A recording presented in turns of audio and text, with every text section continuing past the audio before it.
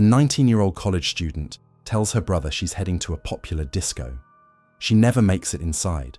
For 44 years, her family waits for answers. Then DNA technology exposes a serial killer no one saw coming. On an ordinary Friday evening in March 1978, Cheryl Thompson shares a quiet TV dinner with her brother Dan at their Cincinnati home. The University of Cincinnati freshman talks about meeting friends at Gatsby's, a trendy disco in Oakley. She grabs her keys, walks out the door at 8312 Worcester Pike, and vanishes into the darkness. Her car will be found near the club, but there's no indication she ever made it inside. Cheryl isn't just another statistic. Born in 1959 in Cincinnati, she grows up in a close-knit family with her parents and two brothers, Bill and Dan. She's the one everyone knows will grow up in a job helping other people. Her dream centers on becoming a nurse. She cares about everything: animals, people. She's everyone's best friend. At UC, she excels in her pre-nursing courses. Friends describe her as compassionate, always ready with a kind word or helping hand. She volunteers at local shelters. She tutors struggling classmates. She writes long letters to her brother Bill, who's training at the police academy in Austin, Texas. March 24th, 1978 is a typical Friday evening during spring break in Cincinnati. Cheryl Thompson leaves her home at 8312 Worcester Pike to head to Gatsby's on Madison Road. The popular disco sits in the heart of Oakley, drawing college students from across the city. Cheryl plans to meet her boyfriend there for a night of dancing and drinks. Around 7:30 p.m., Cheryl finishes dinner with her brother Dan. They're eating TV dinners in front of the television, a Friday night tradition when their parents are out. Her friend Laura Bressert had planned to go with her to the disco, but changed her mind. "I begged her on the phone not to go because I had a bad feeling," she would later say. But Cheryl brushes off her friend's concerns. She's meeting her boyfriend. The club is only 15 minutes away. What could possibly go wrong? She grabs her car keys from the kitchen counter, tells Dan she'll be back late, walks out the front door of 8312 Worcester Pike. The March evening is cool, but not cold. Perfect weather for the short drive to Oakley. She gets into her car, starts the engine, pulls out of the driveway. Before we continue with what happened that night, hit that subscribe button if you want to see justice served in cases like this. And let me know in the comments, where are you watching from? Her car is later found near the club, but detectives say there was no indication she ever made it inside. The vehicle sits abandoned. No signs of struggle, no broken glass, no blood. Just an empty car parked on a Cincinnati street. Her brother reports her missing the next day after family and friends cannot find her. Dan Thompson wakes up Saturday morning expecting to find his sister asleep in her room. But her bed hasn't been slept in. Her boyfriend calls the house. He says Cheryl never showed up at Gatsby's. He waited for hours, called the house multiple times. No one answered because Dan was already asleep. The family starts making phone calls. They check with friends, contact local hospitals, call the police. Thompson is reported missing on March 25, 1978, by her family after she failed to return home from an Oakley disco. The missing person report goes out across Cincinnati. Police begin their search. Days pass with no word. The Thompson family organizes search parties. They put up missing person flyers across Cincinnati. Local news stations run Cheryl's photo during their evening broadcasts. Her parents barely sleep. Her brother Bill flies in from Texas, where he's training at the police academy. The family waits by the phone. On April 8, 1978, Thompson's body is discovered by an Ohio Department of Natural Resources game protector on the bank of the Little Miami River in Loveland. The game warden is doing a routine patrol along the riverbank. He notices something unusual near the water's edge. At first, he thinks it might be discarded clothing. Then he gets closer. 2 weeks later, a game warden finds her body on East Kemper Road in Loveland. The location is remote, miles from where her car was found, miles from Gatsby's disco, miles from anywhere Cheryl Thompson would have gone voluntarily. The initial examination reveals the horrible truth. She had been raped and strangled. The medical examiner determines she's been dead for approximately 2 weeks, since the night she disappeared. The cause of death is strangulation. There's evidence of sexual assault. Defensive wounds on her hands show she fought back. Police immediately seal off the area. Crime scene technicians arrive to process evidence. They collect soil samples, take photographs from every angle, search for tire tracks, look for anything that might identify her killer. DNA is collected from Thompson's body.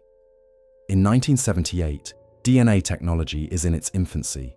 Police don't yet know how valuable this evidence will become, but they preserve it carefully, store it at the Hamilton County Coroner's Office, keep it safe for a future they can't yet imagine. The news devastates the Thompson family. Their worst fears have been confirmed. Their daughter, their sister, is gone. Bill Thompson, now a police officer himself, vows to find his sister's killer. The family holds a funeral. The community mourns. Local media covers the story extensively. Young women across Cincinnati become more cautious. Parents become more protective. The discovery of Cheryl's body transforms a missing person case into a homicide investigation. Detectives know they're dealing with a dangerous predator, someone who abducts young women, someone who rapes and murders, someone who's still out there. What investigators found next would send the case in a direction no one expected. Loveland police respond immediately to the scene along the Little Miami River. Detective Steve Moster arrives within the hour. He takes charge of what will become the most challenging case of his career. The crime scene stretches along the riverbank. Officers establish a perimeter. They string yellow tape between the trees, keep curious onlookers at a distance. The location tells investigators this is no accident. The killer chose this spot deliberately. It's isolated, hidden from the main road by thick vegetation. Someone familiar with the area would know about this place, or someone who scouted locations. Someone who planned this carefully. Crime scene technicians work methodically through the area. They photograph every inch of ground, document the position of the body, collect trace evidence, fibers, hair samples, anything that might identify the killer. They cast tire tracks found near the scene, take soil samples that might match the killer's shoes or vehicle. The evidence bags pile up, each one labeled, dated, documented. The medical examiner's report provides crucial details. Cheryl Thompson died from strangulation. The killer used significant force. There are ligature marks on her neck. The sexual assault occurred before death.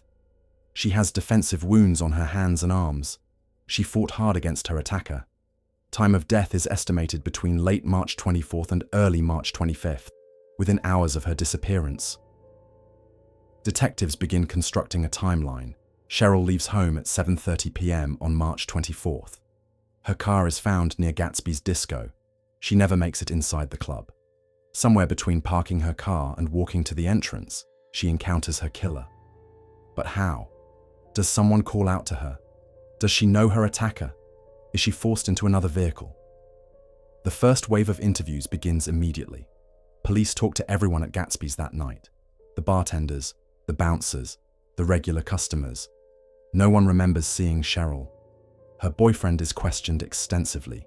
He was at the club, waited for hours, has multiple witnesses who confirm his alibi. He's devastated but cooperative, passes a polygraph test, gets cleared as a suspect. Police expand their investigation to the neighborhood around the club. They knock on doors, talk to residents. Did anyone see anything unusual that Friday night? A woman being forced into a car. Sounds of a struggle? Several people remember seeing Cheryl's car, but no one saw Cheryl herself. Investigators develop multiple theories. Maybe Cheryl knew her killer. Maybe someone offered to walk her to the club. Maybe she accepted a ride from someone she trusted. The lack of evidence at her car suggests she went willingly at first. There are no signs of a struggle in the parking area. No witnesses heard screaming. The forensic evidence becomes critical. DNA is collected from Thompson. Loveland police and BCI agents never stop investigating. They run the samples through every available database. In 1978, those databases are limited. DNA technology is just emerging. They can't get a match, but they preserve everything carefully. Every piece of evidence is catalogued and stored. Detectives investigate known sex offenders in the area. They pull records, check alibis, conduct interviews. Several suspects emerge. A man with a history of assault lives 3 blocks from Gatsby's, but he was in jail that night on an unrelated charge. Another suspect, a registered sex offender, can't account for his whereabouts. Police surveil him for weeks. Eventually, a witness places him at a bar in Kentucky that night. The alibi checks out. The investigation expands to similar cases. Investigators believe he is also responsible for the deaths of 3 other women who were raped and murdered between 1976 and 1978: Charmaine Stoller, Nancy Ann Theobald, and Victoria Hincher. All 3 women were found dead in the late 1970s. All 3 were found to be strangled and raped like Thompson. The similarities are striking. Young women, strangulation, sexual assault, bodies found in remote locations. 17-year-old Charmaine Stoller's body was discovered off Old Coleraine Pike. 18-year-old Nancy Ann Theobald was found dead off Beckett Road in Westchester. Also in Butler County, the body of 24-year-old Victoria Hincher was discovered on New London Road. Each case remains unsolved. Each family waits for answers. Police interview Cheryl's friends and classmates at UC. They look for anyone with an unhealthy interest in her. Anyone who might have been stalking her. Anyone who showed anger when rejected. The interviews reveal nothing suspicious. Cheryl was well liked, had no enemies, no stalkers, no one with a motive to hurt her. The lack of physical evidence frustrates investigators. The killer left no fingerprints, no footprints clear enough to cast, no weapons at the scene. The tire tracks lead nowhere, too common to trace.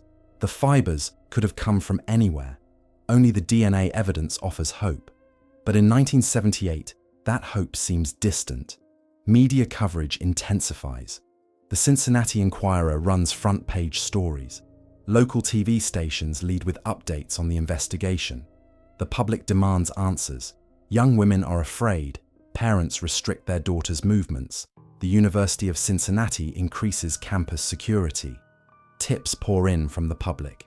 Someone saw a suspicious van near Gatsby's that night. Another caller reports a man acting strangely at a gas station. Each tip requires investigation. Detectives follow every lead. Most go nowhere. The suspicious van belongs to a plumber working a late emergency call. The strange man at the gas station is identified as a local with mental health issues, but no violent history. The pressure mounts on law enforcement. The Thompson family pleads for information. They offer a reward for any tip leading to an arrest.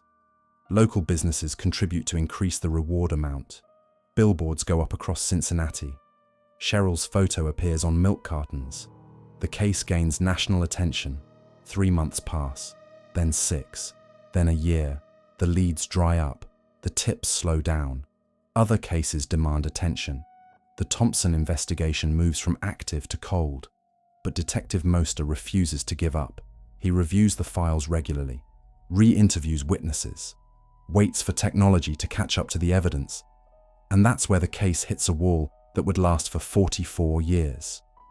Years pass with agonizing slowness. The Thompson family never stops searching for answers. As former detective Steve Moster would say, Cheryl is a young woman at the time who had a whole life ahead of her, who never had an opportunity to live it. We don't want this to be about Howell, but Cheryl. Every anniversary brings fresh pain. Every birthday Cheryl will never celebrate. Every holiday with an empty chair at the table. Detective Moster keeps the case file on his desk. Other murders happen. New investigations demand attention. But he never forgets about Cheryl Thompson. He rereads witness statements, studies the crime scene photos, reviews the forensic evidence. Something is here. Some clue they've missed. Some connection they haven't made. In 1980, 2 years after the murder, police receive what seems like a breakthrough. A woman calls the tip line. says she saw Cheryl getting into a van that night, provides a detailed description, even remembers partial license plate numbers. Investigators track down the van, find the owner. He's a carpenter who was working late that night, has receipts, has witnesses. Another dead end. The early 1980s bring advances in forensic science. New techniques for analyzing hair and fiber evidence. Better methods for preserving biological samples. The Hamilton County Coroner's Office ensures Cheryl's evidence is maintained properly, stored at correct temperatures, protected from contamination. They know someday technology will catch up. Investigators expand their search to other jurisdictions.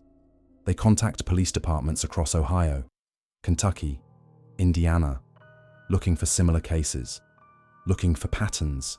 The three other murders, Stoller, Theobald, and Hincher, remain unsolved. But there's no concrete evidence linking them beyond the similar methods.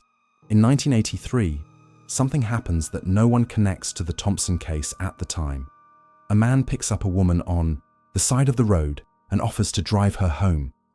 Once she gets in the car, he puts a rope around her neck and starts to strangle her and tells her he wants to have sex with her. The victim is able to fight him off and escape. He ends up pleading guilty to a lesser charge and is released. The man's name is Ralph Howell. He works as a delivery driver for the Cincinnati Enquirer. The incident seems isolated, unrelated to the Thompson murder 5 years earlier. Howell is a delivery driver for the Cincinnati Enquirer and an over-the-road truck driver, so it's possible because of that, the victim thought he could be trusted. His job gives him knowledge of the area, access to different neighborhoods, a reason to be out at odd hours. But in 1983, no one makes these connections. People like Ralph Howell count on silence to cover their evil. Show them your voice stands for justice. Type "Justice for Cheryl" in the comments and hit that like button. The Thompson family maintains pressure on law enforcement. Bill Thompson, now an experienced police officer in Texas, calls monthly for updates, uses his law enforcement connections to keep the case visible. The family establishes a scholarship in Cheryl's name at UC, keeps her memory alive while pushing for justice. 1985 brings an unexpected development. Ralph Howell dies in a car crash, the man who attacked a woman in 1983. The Cincinnati Enquirer delivery driver. His death goes largely unnoticed, just another traffic fatality. No one connects him to Cheryl Thompson. No one suspects he might be a serial killer. His secrets die with him. Or so it seems.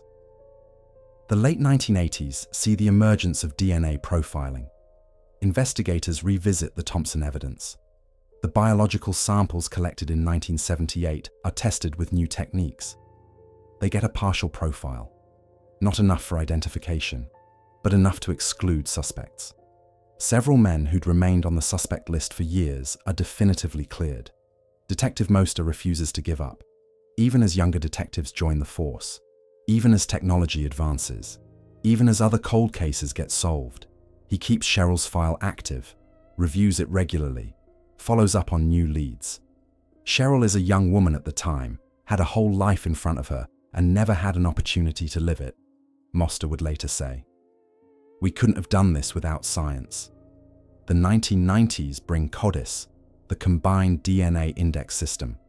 Law enforcement agencies across the country can now share DNA profiles, compare evidence from different cases, look for matches across jurisdictions.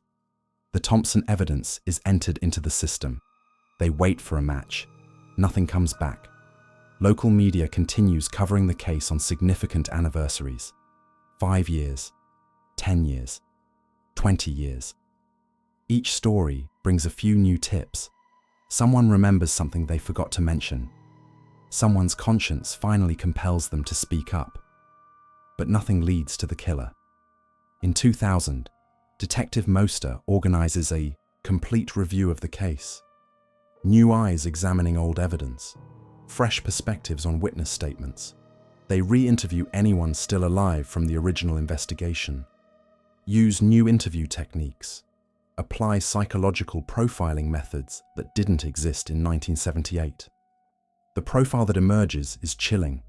A man who targets young women, who uses strangulation as his method, who's likely committed multiple murders. The early 2000s bring another leap in DNA technology. STR analysis, Y chromosome testing, mitochondrial DNA. Each advance offers new hope. The Thompson evidence is retested. The profiles become clearer, more complete, but still no match in any database. Law enforcement never forgot about her and her family and what they had to endure, as prosecutor Joe Dieters would later say. The Loveland Police Department, along with other agencies, continued to investigate the case for decades as technology allowed for new ways to look at the evidence. In 2010, genetic genealogy begins emerging as an investigative tool, using public DNA databases to find relatives of unknown suspects, building family trees from genetic evidence. It seems like science fiction, but it's starting to solve cases. Investigators take notice. Detective Moster retires in 2015, but continues consulting on the Thompson case. He can't let it go. Nearly 40 years have passed. Most of the original investigators are retired or deceased. But the evidence remains, carefully preserved, waiting. 2018 marks 40 years since Cheryl's murder. The case gets renewed media attention. Social media spreads her story to new audiences. Amateur investigators create online forums discussing the case, analyzing evidence, proposing theories. The pressure builds for resolution. The advances in genetic genealogy accelerate. Cases that seemed impossible are suddenly getting solved. The Golden State Killer, the original Night Stalker, murders from the 1970s and 1980s. If those cases can be solved, why not Cheryl Thompson's? By 2020, investigators have a full DNA profile from the Thompson evidence. DNA collected from Thompson's body is stored at the Hamilton County Coroner's Office. Recently, through an ancestry database, investigators connect the DNA to a local family. They're closer than ever. But they need more. Need to narrow down the family tree. Need to identify the specific individual. The COVID-19 pandemic slows everything down. Courts close. Laboratories reduce capacity. But the investigation continues. Detectives work from home. Review digital files. Conduct virtual interviews. Build family trees using online genealogy tools. They're getting closer. But in 2022, a breakthrough would finally emerge from the most unexpected source. The breakthrough comes from a combination of cutting-edge science and old-fashioned detective work. Through an ancestry database, investigators connect the DNA to a local family.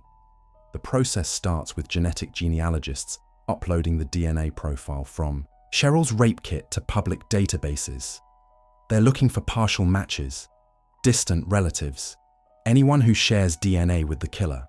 The first matches are distant, third cousins, fourth cousins, people who share great-great-grandparents with the suspect.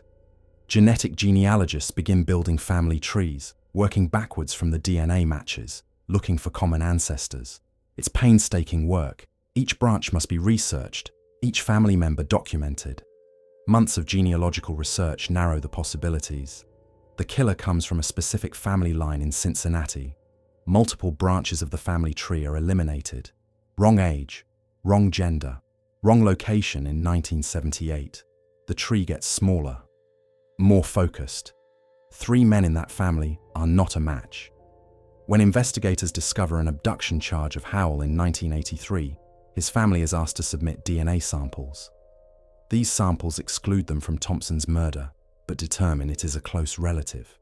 The investigation reaches a critical point. 3 brothers have been tested and excluded, but they mention something crucial. However, they relate that they had a brother who was killed in a car wreck in the 80s, Ralph Howell, as Dieters would reveal. Ralph Howell. The name doesn't immediately register in the case files. He died in 1985. Never appeared on the original suspect list. Never interviewed. Never investigated. Before we get to the arrest that shocked everyone, share this video with someone who follows true crime. Stories like Cheryl's need to be heard. Also, drop a comment. What's the weather like where you are? But when investigators dig deeper, they find something significant. Howell was arrested in 1983 after offering a woman a ride home. Once in the vehicle, Howell put a rope around the woman's neck, began strangling her, and told her he wanted to have sex with her. That woman was able to fight off Howell and escape. The attack pattern matches: strangulation, sexual assault, a woman alone. The decision is made to exhume Ralph Howell's body. Prosecutor Joe Dieters has his remains exhumed. When the prosecutor's office, alongside the Bureau of Criminal Investigation, Loveland Police, and the Hamilton County Coroner's Office, learns this DNA information, they exhume Howell's body and DNA is taken from his jawbone. It's been 37 years since his death. Finding usable DNA won't be easy. The exhumation happens quietly. Early morning at a Cincinnati cemetery. Forensic specialists are present. The coroner's office takes possession of the remains. They need DNA from bone or teeth, the most protected sources, the least likely to be contaminated after decades underground. DNA taken from his jawbone matches the DNA taken from the rape kit in 1978. DNA was recovered from that jawbone, and Ralph Howell was the origin of the semen on Cheryl Thompson. After 44 years, they have their killer. Ralph Howell murdered Cheryl Thompson. Investigators immediately expand their research into Howell's background. Who was this man? Born in Cincinnati, worked various jobs. Howell was a delivery driver for the Cincinnati Enquirer and an over-the-road truck driver.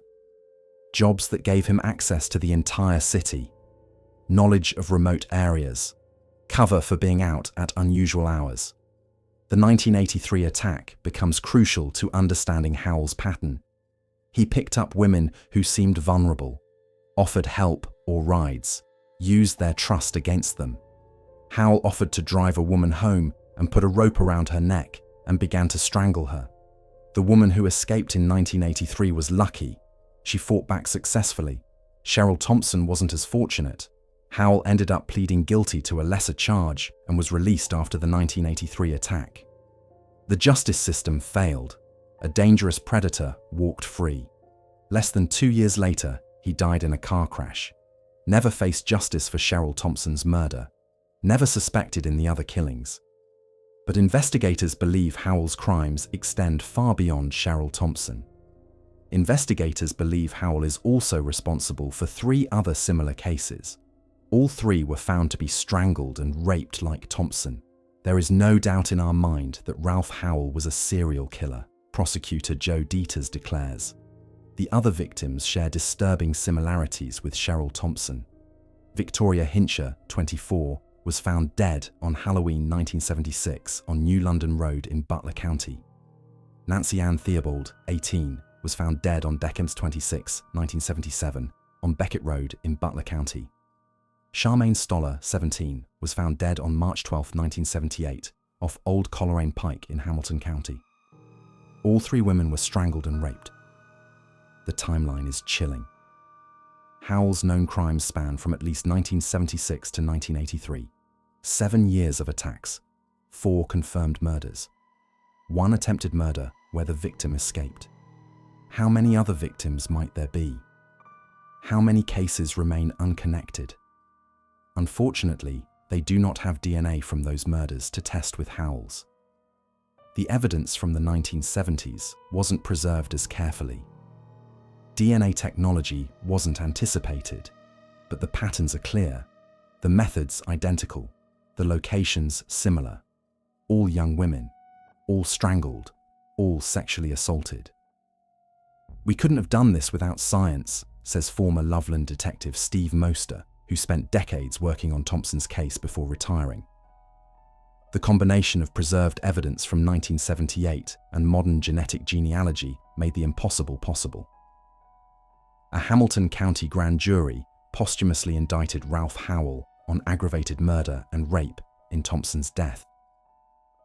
It's unusual to indict a dead suspect, but the Thompson family deserves closure. The community deserves answers. The other victims' families deserve to know the truth. Thompson's brother Bill, who lives in Texas, says he's glad that Howell is dead and can't hurt anyone else. He says as small as his family is, he's glad they've finally received closure after 44 years of waiting, of wondering, of investigating. They finally have answers. When detectives brought all the evidence together, what they heard was beyond disturbing. There will never be an interrogation room showdown with Ralph Howell. No dramatic confession. No opportunity for detectives to confront him with the evidence. He died in 1985, taking his secrets to the grave, or so he thought. But science and persistence have exposed his crimes decades after his death. Instead, investigators pieced together Howell's story through evidence, records, and the one surviving victim who escaped him. The 1983 case becomes the window into his methods and mindset. The woman who fought him off provides crucial testimony about his approach and attack pattern. According to case records from 1983, Howell sees a woman on the side of the road. She appears to need help. He pulls over in his delivery vehicle. Howell picks up a woman on the side of the road and offers to drive her home. He seems trustworthy. A Cincinnati Enquirer delivery driver. Someone with a legitimate reason to be out driving. Someone who seems safe. Once she gets in the car, Howell puts a rope around her neck and starts to strangle her and tells her he wants to have sex with her. The attack is immediate. Planned. He has the rope ready, knows exactly what he intends to do. This isn't spontaneous, this is practiced, rehearsed. But this victim fights differently than he expects. The victim is able to fight him off and escape. She survives to testify, to identify him, to ensure he faces at least some consequences, though not nearly enough. During the 1983 case proceedings, Howell's demeanor is documented as calm, controlled. He doesn't admit to attempting murder, doesn't acknowledge the sexual assault aspect. His attorney negotiates. Howell ends up pleading guilty to a lesser charge and is released. The system fails. A serial killer walks free. Investigators now understand this wasn't Howell's first attack or his last attempt. The 1983 assault fits perfectly into the pattern established with Cheryl Thompson and the other victims. He targets women alone, uses strangulation as his method, commits sexual assault. The rope in 1983 matches the ligature marks found on the murder victims. Detective records from the 1980s show Howell was never connected to the Thompson case during his lifetime. Different jurisdictions, different investigative teams. No centralized database linking similar crimes. The dots were all there, but no one connected them until decades later. Howell's work history provides disturbing insights. As a delivery driver for the Cincinnati Enquirer, the victim thought he could be trusted to give her a ride home. His job gave him perfect cover, knowledge of every neighborhood, reason to be anywhere at any time, a vehicle always at his disposal. His truck driving career adds another layer of concern. How many other jurisdictions did he pass through? How many other potential victims in other states? The investigation reveals he drove routes throughout Ohio, Kentucky, and Indiana, the same regions where similar unsolved cases remain open. Behavioral analysis of the crimes reveals a calculated predator. He doesn't attack randomly. He selects victims carefully. Young women, often alone. In transitional moments, walking to cars, waiting for rides between destinations. He exploits these vulnerable moments. The preservation of evidence becomes critical to understanding Howell's crimes. DNA collected from the victim 44 years ago, an ancestry database, and a jawbone all help detectives connect the dots. The biological evidence tells the story Howell thought he'd buried forever. Investigators review his life timeline against unsolved cases. 1976, Victoria Hincher murdered. 1977, Nancy Ann Theobald murdered. March 1978, Charmaine Stoller murdered. March 24, 1978, Cheryl Thompson murdered. 1983, attempted murder, victim escapes. 1985, dies in car crash. The pattern is clear. Escalating violence that only ended with his death. It's the same MO, Dieters explains. He's abducting, raping and strangling these girls.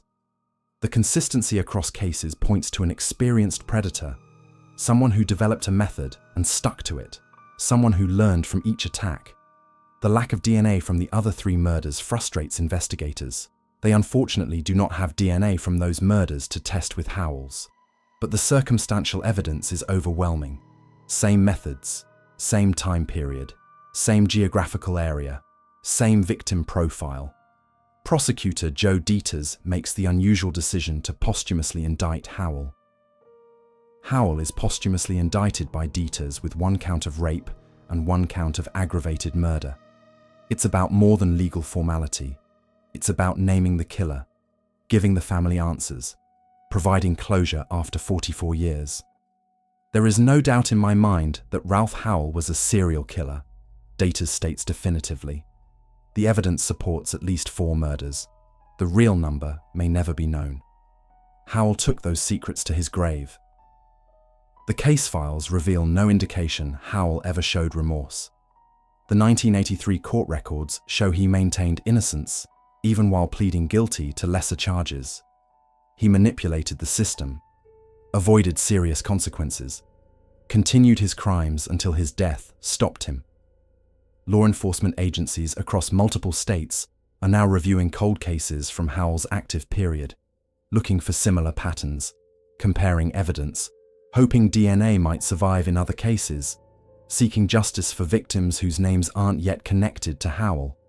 With a confession impossible and the killer dead, prosecutors moved forward with what they had to ensure Cheryl Thompson's case would finally be closed. There will be no traditional trial for Ralph Howell. Death robbed the justice system of that opportunity 37 years ago. But prosecutor Joe Dieters refuses to let Howell escape accountability entirely. On November 17, 2022, a Hamilton County grand jury posthumously indicts Ralph Howell on charges of aggravated murder and rape in the death of Cheryl Thompson. The decision to pursue posthumous indictment is unusual, but not unprecedented. Dieters explains the reasoning. Cheryl Thompson's family deserves to have her killer named. The community deserves to know who was responsible.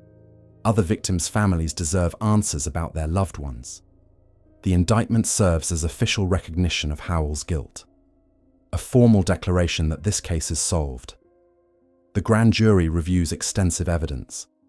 DNA matches from Howell's exhumed remains, the 1983 assault that shows his pattern, geographic connections to the crime scene, timeline analysis placing him in Cincinnati during all 4 suspected murders. The evidence is overwhelming. The grand jury returns indictments for 1 count of aggravated murder and 1 count of rape. Had Howell lived to face trial, he would have faced life in prison without parole. Ohio law in 1978 included the death penalty for aggravated murder with rape specifications, but none of that matters now. Howell died in a 1985 car crash, never suspecting science would eventually expose his crimes. The Thompson family receives the news with mixed emotions. Bill Thompson, Cheryl's brother, who became a police officer partly because of his sister's murder, speaks from his home in Texas. As small as his family is, he's glad they finally received closure. He expresses relief that Howell is dead and can't hurt anyone else. But there's frustration too. Howell never faced justice, never answered for his crimes.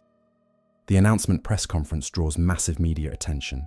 Prosecutor Dieters stands before cameras with Detective Steve Moster, representatives from Loveland Police, the Bureau of Criminal Investigation, and the Hamilton County Coroner's Office.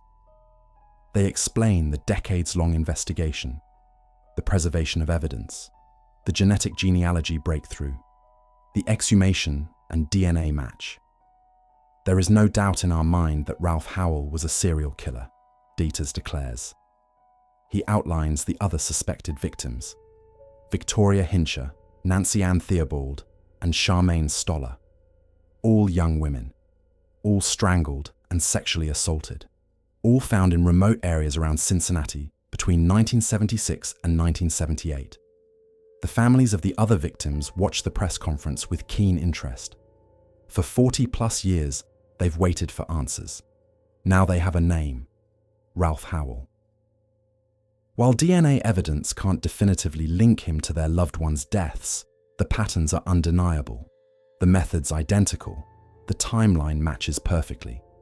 Detectives reveal more about Howell's life and death. His job as a Cincinnati Enquirer delivery driver gave him access to the entire city. Knowledge of remote areas where bodies were found. His work as an over-the-road trucker expanded his hunting ground. The 1983 attempted murder shows his confidence, attacking even after killing at least 4 women. Only the victim's successful fight saved her life. The question of why Howell was never caught during his lifetime haunts investigators. Different jurisdictions handled different cases. No DNA technology in the 1970s. No centralized databases linking similar crimes. Howell pleaded guilty to lesser charges in 1983 and walked free. The system failed. Technology wasn't ready. Communication between agencies was limited.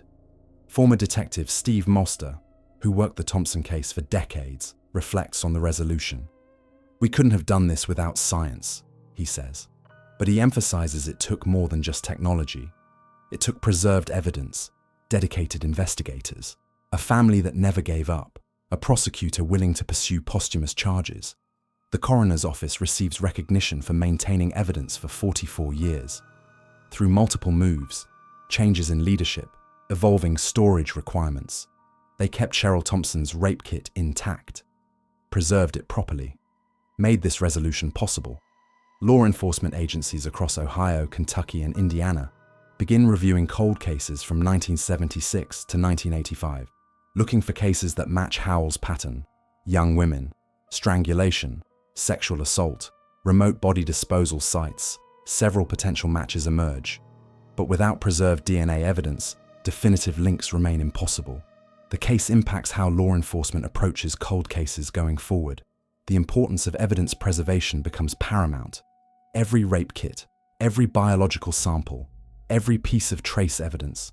Technology that doesn't exist today might solve cases tomorrow. The Thompson case proves this definitively. Cheryl Thompson's family establishes a memorial scholarship at the University of Cincinnati, supporting nursing students, honoring Cheryl's dream of becoming a nurse. The scholarship helps young women pursue the career Cheryl never got to achieve. Her memory lives on through others' success. The community response is overwhelming. Vigils are held for all 4 victims: Victoria Hincher, Nancy Ann Theobald, Charmaine Stoller, Cheryl Thompson. Their names spoken together. Their memories honored collectively. After decades of questions, there are finally some answers. Local media extensively covers the resolution. The Cincinnati Enquirer, Howell's former employer, publishes investigative pieces about missed opportunities to catch him. The 1983 case that should have raised red flags. The system failures that let a serial killer walk free. Howell's family, contacted by investigators during the genealogy process, expresses shock at the revelations. They remember Ralph as troubled, but never suspected he was capable of murder. They cooperate fully with the investigation, provide DNA samples that help confirm his guilt, express sympathy for the victims' families. The resolution brings changes to Ohio law enforcement procedures: better evidence preservation, protocols, improved interagency communication systems, mandatory DNA collection for certain crimes, policies designed to prevent another Ralph Howell from slipping through cracks. Detective Moster, now retired, keeps a photo of Cheryl Thompson on his desk. After 44 years, he can finally mark her case closed. But he thinks about the other families still waiting, the cases that might never be solved, the evidence that wasn't preserved, the killers who got away.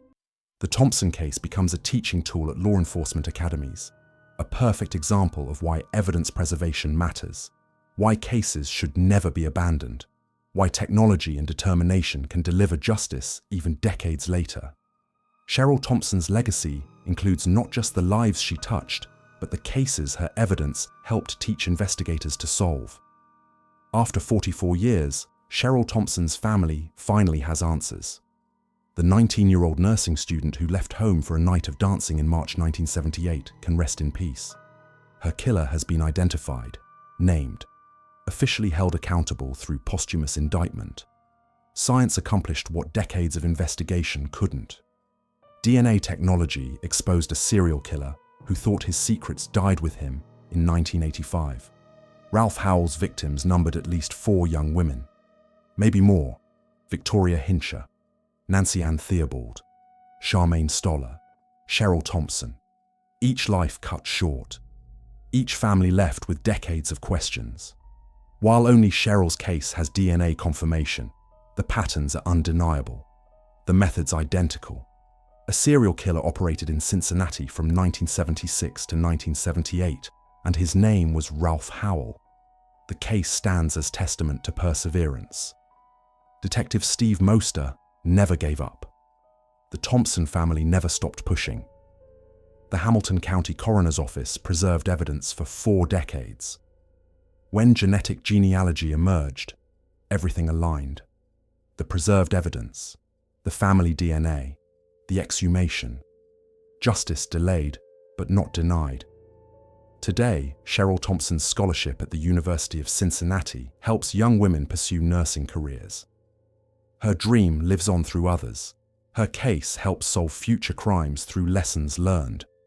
Evidence preservation, interagency cooperation, the power of advancing technology. Her death, though tragic, continues saving lives. If this story moved you, hit that subscribe button for more deep dives into cases that demand justice. Cheryl Thompson's story reminds us why these cases matter. Drop a comment. What cold